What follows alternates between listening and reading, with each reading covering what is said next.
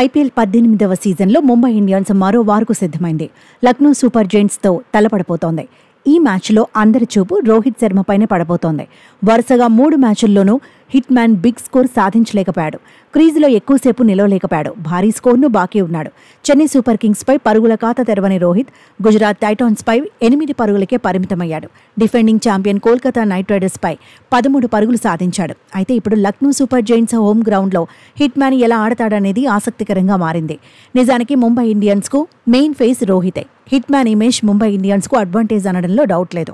5 సార్లు టైటిల్ గెలిచిన captaincy record కూడా రోహిత్కు ఉంది. అలాంటి హిట్ మ్యాన్ తన రేంజ్కు తగినట్టుగా ఆడాలని ఫ్యాన్స్ కోరుకుంటున్నారు.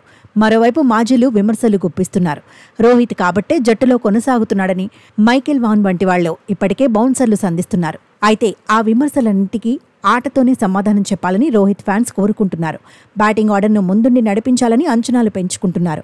తనదైన స్టైల్లో రెచ్చిపోవాలంటున్నారు. ఇప్పటి వరకు ఆడిన 3 మ్యాచ్ల్లో 2 సార్లు ఇంపాక్ట్ ప్లేయర్గానే, లక్నో సూపర్ జెయింట్స్ పైన ఇంపాక్ట్ ప్లేయర్గానే బరిలో దిగే అవకాశం ఉందని చర్చ జరుగుతోంది. అయితే ప్రస్తుతం ఫామ్లో లేకపోయినా తుది జట్టు నుంచి హిట్ మ్యాన్ను సైడ్ చేసే సాహసం ముంబై టీం మేనేజ్మెంట్ చేయకపోవచ్చని ఎక్స్పర్ట్స్ అంటున్నారు.